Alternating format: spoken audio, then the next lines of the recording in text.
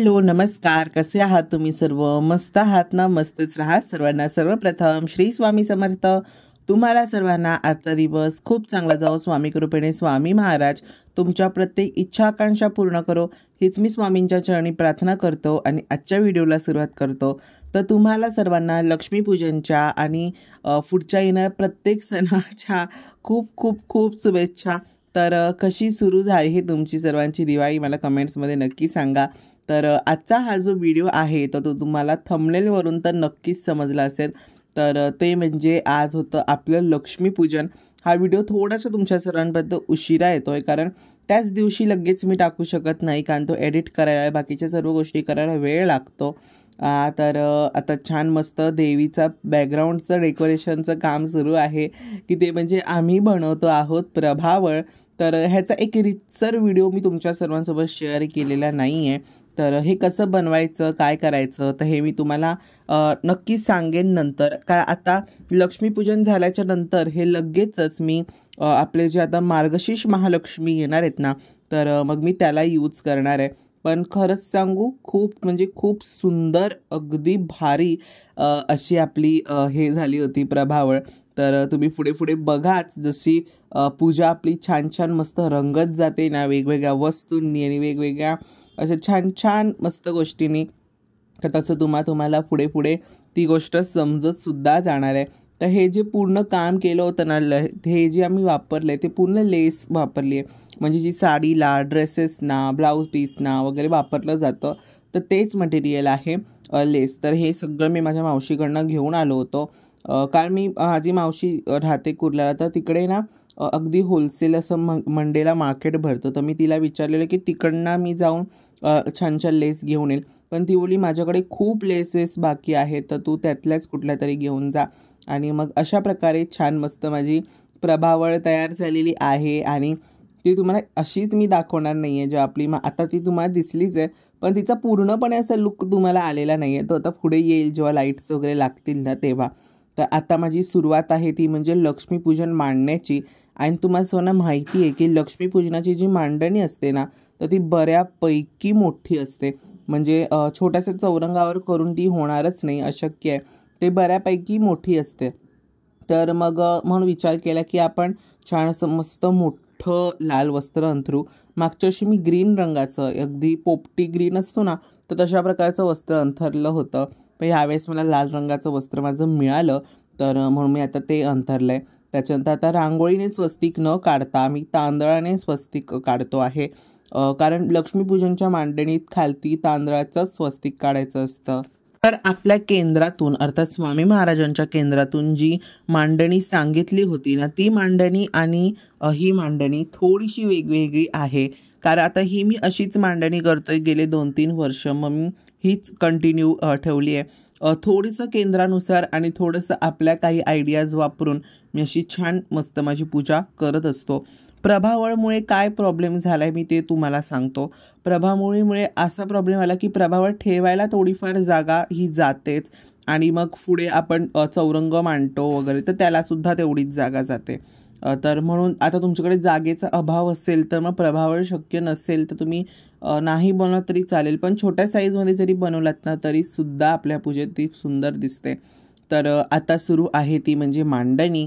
तर महालक्ष्मीची आता मी कलश मांडतो आहे. हा लक्ष्मी मातेचा मी सेपरेट यावेळेस कलश मांडला आहे, एकच कलश मांडलेला नाही आहे.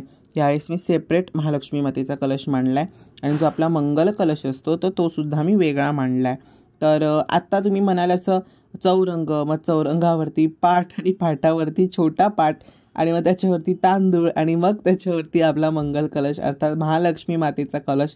तर असं का, तर मी जे वस्त्र निवडलं होतं, आणि माझा नेहमी हाच अट्टास असतो की मला लक्ष्मीपूजनाच्या दिवशी तरी कोल्हापूर महालक्ष्मी अंबाबाईचंच स्वरूप करायचं असतं. असं वेगवेगळं स्वरूप मला असं पटतच नाही, का कोणाच ठाऊक, पण मला तसंच आवडतं. तर म्हणून मग मी अंबाबाईचं स्वरूप करायचं होतं, आणि माझ्याकडे जे अंबाबाईचं स्वरूप करण्यासाठी छोट्या साईजमध्ये वस्त्र अवेलेबल होतं. मोठ्या साईजमध्ये वस्त्र अवेलेबल होतं, छोट्या साईजमध्ये पण आहे. पण ते मागच्या वर्षी मी लावलं होतं, ते मस्त खणाचं वस्त्र आहे माझं. आता तेव्हा ते आता 4-1 वर्षापूर्वी मी ते 350 रुपयाला घेतलं होतं खणाचं. तर ह्यावेळेस मी थोडं असं पाटील लाल रंग निवडला आहे तर ह्याच्यावरनं तुम्हाला समजलं असेल की काय आहे. तर मी सफेद रंगाचं वस्त्र महालक्ष्मी मातेसाठी ठरवलं आहे. तर आता छान बघा पानं लावून घेतली, त्याच्यामध्ये आपण हळद, कुंकू, फुलं, त्याच्यानंतर सुपारी, नाणं एवढं सगळं गोष्टी आपण त्याच्यात घालायच्या. तुमच्याकडे दुर्वा असतील तर तुम्ही दुर्वासुद्धा नक्की त्यामध्ये घालू शकता. त्याच्यानंतर तांब्याला आपण छान हळदी कुंकवाची बोटं लावून घ्यायची. त्याच्यानंतर नारळाचं पूजन करून घ्यायचं. बरेच जण पहिलं नारळाचं पूजन करत नाहीत, पण नारळाचं पूजन करून घ्यायचं. त्याच्यानंतर आता ना फक्त असंच बघा किती सुंदर दिसत होतं. म्हणजे मी काहीच वस्त्र नव्हतं लावलं ना, मी काहीच केलं होतं, पण असंच पण ते खूप सुंदर दिसत होतं. म्हणजे फक्त प्रभावळ आणि आपली साधी मांडणी किती भारी दिसत होतं बघा. हे वस्त्र आता मी घेतलं आहे. तर हे मी मागच्या वर्षी मार्गशीर्ष महालक्ष्मीच्या वेळेला घेतलं होतं, जे मला खूप खूप खूप आवडलं. तर त्याच्यानंतर मग खूप सारे असे प्रश्न होते की देवीला मी कसं दागिने घालू. आणि आज ही खरी तुम्हाला माझी मज्जा दिसून येणार आहे की तुम्हाला सर्व असं पटकन वाटत असेल की किती पटकन होत असेल पूजा मांडून, किती काय काय सर्व गोष्टी होत असतील. फक्त काय दागिने ॲडजस्ट केले, वस्त्र घातलं देवीला, देवीचा कलश मांडायला काय एवढा वेळ लागत नाही असं तुम्हाला वाटत असेल. पण रियालिटी खरंच खूप म्हणजे खूप वेगळी आहे. किती म्हणजे तुम्ही आता पुढे पुढे बघा मी किती दागिने घालतोय, तिला काढतोय परत ते दागिने, कुठले सुंदर दिसत आहेत, कुठले काय दिसत आहे हे सर्व बघावं लागतं. तर ह्या सर्व गोष्टी आपल्या ह्या पूजेमध्ये येत असतात. आणि जेव्हा तुम्ही स्वतः पूजा मांडाल ना तेव्हा तुम्हाला समजेल की सारखं दागिने काढायला घालायला किती वेळ लागतो. कारण आपल्या कलश आपण आधी उंच ठेवतो वस्त्रामुळे, तर मग त्याची भीती असते की तो पडेल न पडेल. त्याच्यानंतर मग खूप छोट्या छोट्या गोष्टी मग बघत जाव्याव्या लागतात. त्याच्यानंतर मी तो चोकर घातला देवीला. त्याच्यानंतर मी ते एक ठुशी होती माझ्याकडे तर ती घातली. त्याच्यानंतर मग अशा प्रकारे तो बघा हे जे नवीन मंगळसूत्र मी देवीसाठी घेतलं होतं तर ते देवीला मी घातलं. म्हणजे देवीचं असं दिसायला लुक जो आहे ना तो असं खूप सुंदर मस्त आणि अप्रतिम, म्हणजे बघत्या क्षणी कोणालाही आवडेल आपली पूजा अशीच झाली पाहिजे. तर हा माझा अट्टास होता. मग मी ते वर करून परत खाली केलं. मग ते बसतंय का, मग नाही हे थोडंसं आणखीन वर हवं होतं, नको ते थोडं खालती हवं होतं. एवढ्या सर्व गोष्टी माझ्या ह्या सुरू असतात. मग मी ते देवीला आता माझ्याकडे जे मोठं मंगळसूत्र आहे देवीचं, तर मी म्हटलं की ते तिला घालू, पण ते पण खूप मोठं झालं होतं. मग ते त्याला परत मग धागा लावा, मग ते त्याचं ॲडजस्टचं माप घ्या. मग ह्या सर्व गोष्टी असतात पूजेमध्ये. म्हणून पूजेला आम्हाला खूप वेळ लागतो. मला कमेंट्स पण बऱ्याचशा आधी यायच्या की काय एवढा पूजेला वेळ लागतो, आमच्या पूजा पटपट होतात. तर हीच तर खरी हे आमच्या पूजेला वेळ लागणारी. तर बघा देवीचे दागिने सर्व माझे नीट घालून झाले. आणि हा बघा माझा मुखवटा. तर ह्याच्यावरती उद्या आपला व्हिडिओ येणार आहे की हा मुखवटा कुठून कसा काय घेतला वगैरे. तर हा मुखवटा आहे ना बऱ्यापैकी आता छान मस्त जड झाला आहे. पण एक गोष्ट अशी मी तुम्हाला सांगतो, ऑलरेडी मी खूप घाईत होतो, माझ्याकडे खूप अजिबात वेळ नव्हता आणि 6:30-6 वाजले होते आणि तेव्हा मी मांडणी करायला घेतली. आणि हा मुखवटा आहे ना कधीच पहिला ह्याच्यात कधीच बसला नाही. कधीच म्हणजे कधीच नाही बसला. मला खूप वेळ लागायचा, अगदी माझी नाकी न व्हायचे मुखवटा लावताना की आणि हा मोठ्या साईजचा मुखवटा आहे. तर मग प्रॉब्लेमच व्हायचा की हा नारळाला बसत नाही आहे, हा असाच दिसतोय, मग तो वरतीच बघतोय, मग तो खालतीच राहतोय, असे खूप प्रॉब्लेम व्हायचे. पण आज काय कोणास ठाऊक, पण तो मुखवटा जसा मी फक्त असा लावला नारळाला आणि तो एक्झॅक्ट बरोबर जसा हवा होता तशाच्या तसा बसला. मग आता काय म्हणावं ह्याला काही मला समजत नाही आहे. पण ही देवीचीच कृपा असेल असं म्हणावं लागेल. म्हणजे देवीला माहिती आहे की उशीर झाला आहे, पटपट सगळं झालं पाहिजे, माझा शृंगार पहिला वेळेत झाला पाहिजे. तर मग आता देवीला छान मस्त ते कोल्हापूर अंबाबाईला अशा पाठीमागून बघा तिचं असं म्हणजे साडीच असते ती, असं एक त्रिकोणी शेपमध्ये साडी असते वरना. तर मला ते तसं करायचं होतं, पण साडीची साईज थोडीशी मोठी असल्यामुळे थोडेसे काय काय मला प्रॉब्लेम्स फेस करावे लागत होते. पण काय नाही, म्हणतो ना आपण किती शक्ती आपल्या पाठीशी असेल तर सर्वच गोष्टी शक्य आहेत. आणि अगदी तसंच झालं. आणि माझी प्रभावळ अशा दिवे खूप सारे मस्त असे लागलेले आहेत. देवींसमोर जे तुम्हाला कवड्यांचे दिवे दिसत आहेत ना, तर ते मी हल्लीच घेतलेत. तर त्यांचा नंबर मी देऊ शकत नाही तुम्हाला, पण मी विचारून वगैरे नक्की देईन कधीतरी तुम्हाला. तर ते कवड्यांचे दिवेसुद्धा खूप सुंदर आहेत, कारण तुम्हाला माहिती आहे महालक्ष्मीला खास करून कवड्याचे दिवे खूप प्रिय आहेत, अर्थात कवडी खूप आवडतात. तर म्हणून मी देवीला कवड्यांची फुलं म्हणजे कवड्यांचं जे आपले दिवे आहेत ते लावलं.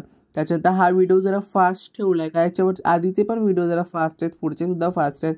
कारण काय होतं माहिती आहे प्रॉब्लेम, की व्हिडिओ खूप मग मोठा आणि लेंदी होऊन जातो. मग पूजेला पण तुम्हाला सांगायला वगैरे पण मग प्रॉब्लेम्स होत जातात आणि व्हिडिओ मोठा झाला की तो बऱ्यापैकी मोठा होतो.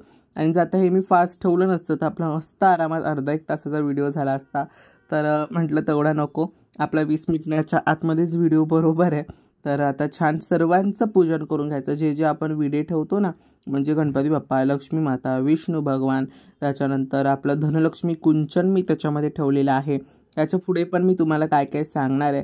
त्याच्यानंतर आपली कुलदेवी आपण तिथे ठेवतो. त्याच्यानंतर श्रीयंत्र, शंख, कासव, म्हणजे आपल्याकडे जे काही लक्ष्मीकारक अशा वस्तू असतात तर त्या आपण तिकडे ठेवतो. विड्याच्या पानांवर त्यांना आपण विराजमान करतो. त्याच्यानंतर देवीला ह्यावेळेस खूप सारे प्रकारचे मस्त मस्त मिठाईचा नैवेद्य होता. त्याच्यानंतर काजू, बदाम, त्याच्यानंतर लाह्या, बतासे, जे म्हणाल जे नको ते सर्व होतं देवीकडे.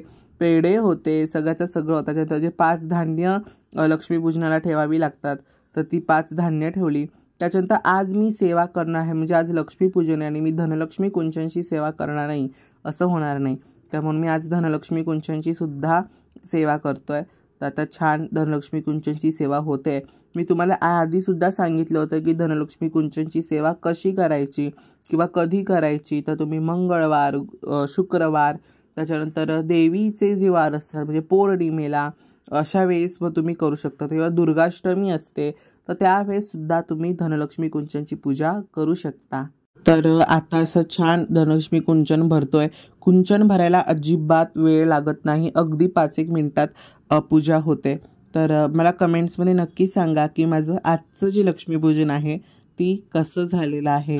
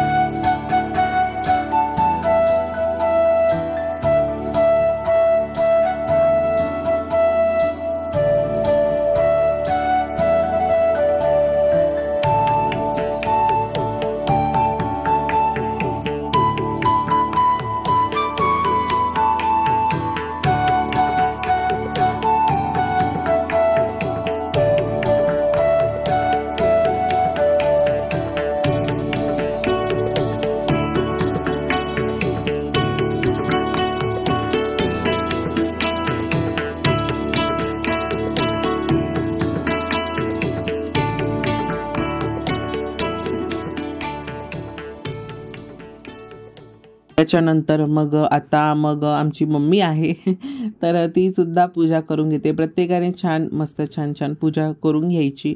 आणि लक्ष्मीपूजनची मांडणी थोडी मोठी असल्यामुळे मी तिला सांगत होतो की कारण खूप बाजूला खूप सारे दिवे वगैरे आहेत आणि साडी मग काही इश्यूज होऊ शकतात. तर म्हणून थोडी आपले सणही साजरे करायचे आणि तेवढीच सुरक्षासुद्धा बाळगायची. तर आता मम्मी छान सर्व पूजन करून घेते. आपल्या घरात जेवढे सगळेजण असतात त्या सर्वांनी छान छान पूजन करायचं. नैवेद्यामध्ये तुम्ही देवीला पुरणपोळीचा नैवेद्य देऊ शकता. पण आता मी देवीसमोर खूप प्रकारचे नैवेद्य ठेवले होते. ते म्हणजे धान्य, त्याच्यानंतर मिठाई बरेच प्रकारचे, त्याच्यानंतर लाह्या, बत्तासे, असं खूप काही ठेवलं. त्याच्यानंतर फराळ होता आपला दिवाळीचा, तर ते सर्व ठेवायचं. आणि झाडू मेन म्हणजे आजच्या पूजेमध्ये नैवेद्य नाही, तो आपण जी झाडूची पूजा करतो तर ती झाडूसुद्धा आहे. त्याच्यानंतर मग एका साईडला मम्मी पूजा करत होती आणि एका साईडला विष्णू मंत्र, लक्ष्मी मंत्र ह्या सर्व गोष्टींचं पठण सुरू होतं. म्हणजे मी टी व्हीवरतीच लावलं होतं, जेणेकरून खूप छान आणखीन प्रसन्न वातावरण होतं. आणि अशी माझी पूजा पूर्ण झालेली आहे.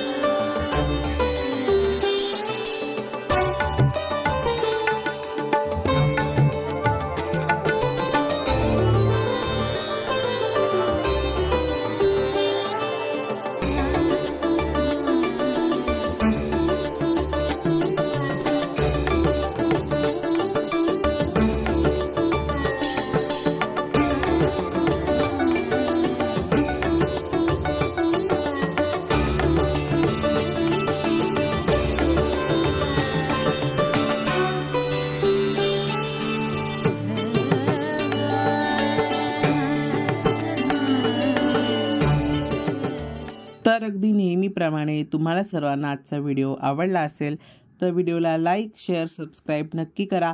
पुन्हा भेटूयात अशा उद्याच्या एका नवीन व्हिडिओमध्ये. तोपर्यंत सर्वांना बाय आणि सर्वांना श्री स्वामी समर्थ.